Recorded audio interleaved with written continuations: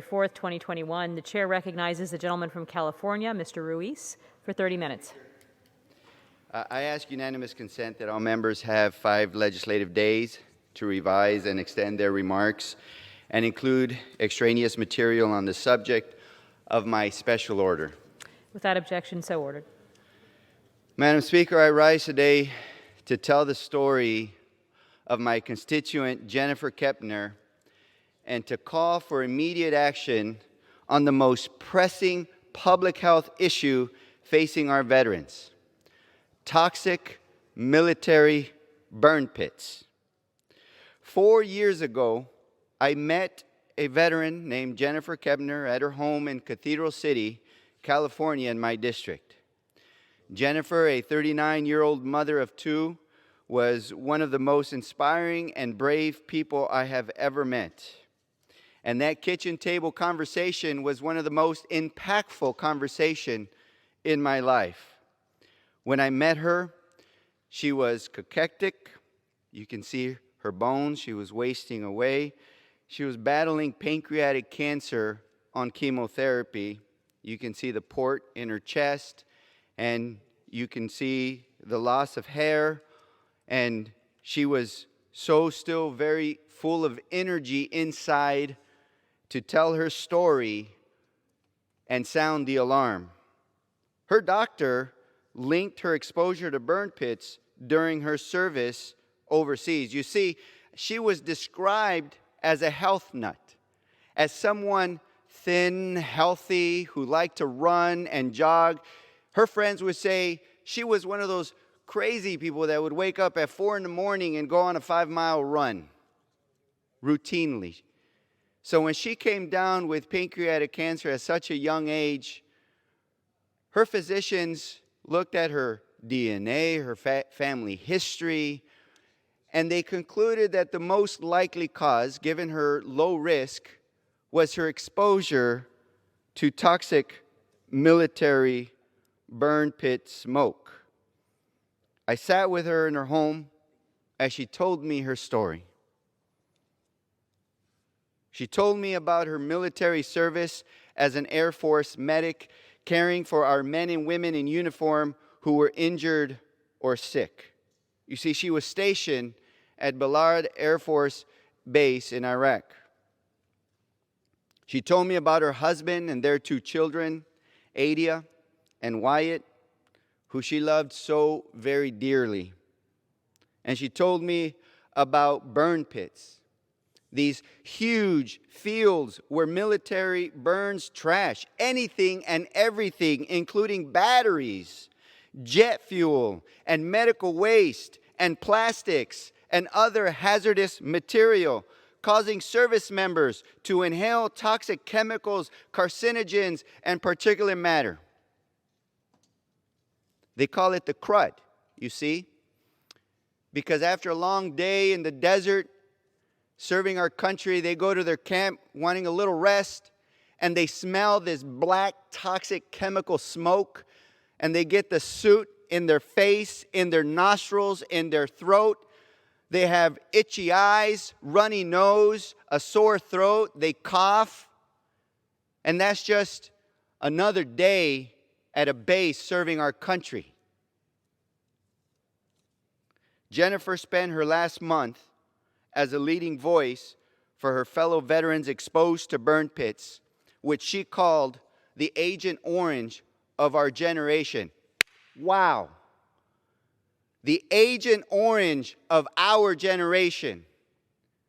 We all are infuriated with the way that our Vietnam veterans were denied and their care was delayed and their recognition had been postponed when they were saying that we're sick. Their children are born malformed, they're infertile, they have other issues and syndromes and symptoms that are life-threatening and debilitating. And she is saying that this is the Agent Orange of our generation, and she knew that she was going to die. She knew that her days were limited. She knew that pancreatic cancer is the most aggressive cancer that causes death within months after diagnosis. She didn't give up. She didn't give up. Despite the VA denying her the recognition that it was the burn pits that caused her pancreatic cancer, she didn't give up. Despite the VA denying her the benefits that she needed for her family, she didn't give up. And her dying wish was to ensure two things. One was that other veterans didn't have to struggle through a system that denied and delayed and did not recognize her illness. So that she said, let's help other veterans. And the second was, please help my husband Ben get the benefits to care for my children. In her last dying days, she was thinking of others with that heart of a servant and the fierce determination of a warrior. And I remember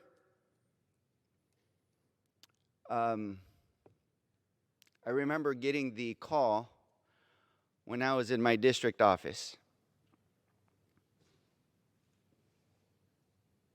that she was dying. And she would potentially die within a few hours.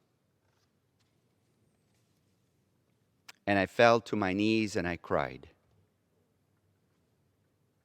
I composed myself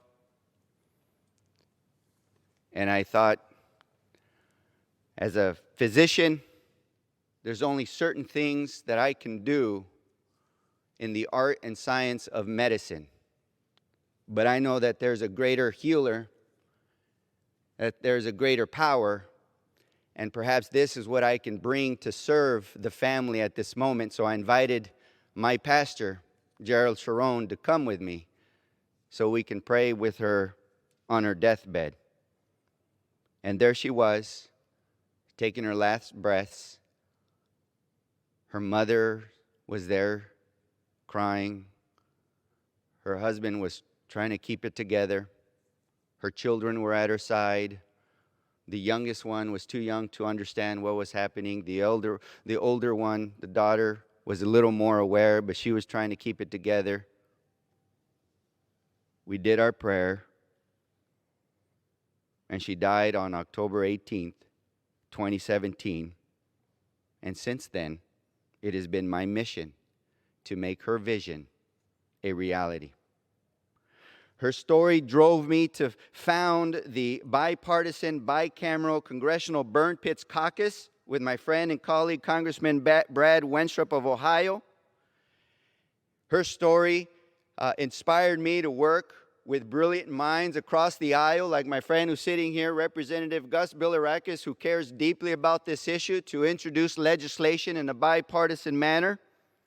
And her strength inspired me to co-author my bipartisan, bicameral legislation, the Presumptive Benefits for Warfighters Exposed to Burn Pits and Other Toxins Act, to get veterans the benefits and care they have earned and need and deserve. And her vision is reflected in the Honoring Our Promise to Address Comprehensive Toxics Act, or the Honoring Our Pact Act, which includes my legislation to keep our nation's promise to our veterans to take care of them after they serve our nation. And her stories and the countless of other veteran stories that you will hear today by Republicans and Democrats are speaking to us beyond the grave to act now with urgency for their fellow veterans and for their families. And under the leadership of our great chairman of the VA committee, Chair Mark Takano, we will get this done. You see, we cannot sit by while the veterans Jennifer served with are denied the health care and benefits they have earned and deserve. No one who has served and sacrificed for our nation should have to face the trials that she endured to get the medical care that she needed, or their widows the benefits to support their families with the life of dignity. In one week, we will celebrate Veterans Day and show our appreciation for all those who served our nation in our armed forces. Some will wear red, white and blue attire.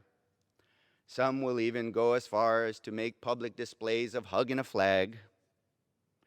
And some will always say the same old thing, thank you to our veterans, thank you to our veterans for your service. I have said consistently that our veterans appreciate the thanks, but they really need pragmatic support. And the way on Memorial Day we memorialize and honor the dead is by serving the living and improving their lives.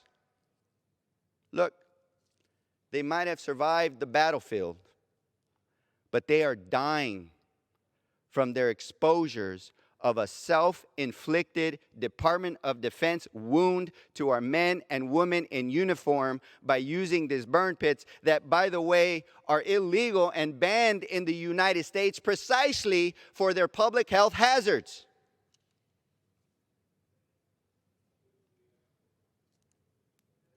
So we need pragmatic support, not lip service or empty gestures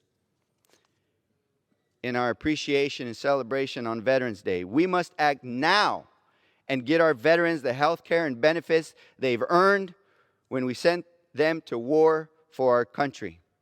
Service members are returning home from the battlefield right now, only to become delayed casualties of war, dying years later from constrictive bronchiolitis, pulmonary fibrosis, brain cancer, breast cancer, pancreatic cancer, gastric cancers, and autoimmune diseases caused by their exposure to the toxic hundreds of chemicals from burnt plastics, jet fuels, and hazardous materials that they inhaled while serving our nation. The DOD and the VA cannot continue to neglect this self-inflicted wound on our veterans. So in Jennifer's name and the countless names of the veterans who have suffered and some succumb to their illnesses due to their exposures to burn pits, we all will continue fighting tooth and nail to protect our service members and our veterans from toxic burn pits. She would never turn her back on a fellow veteran. And as a nation, neither can we.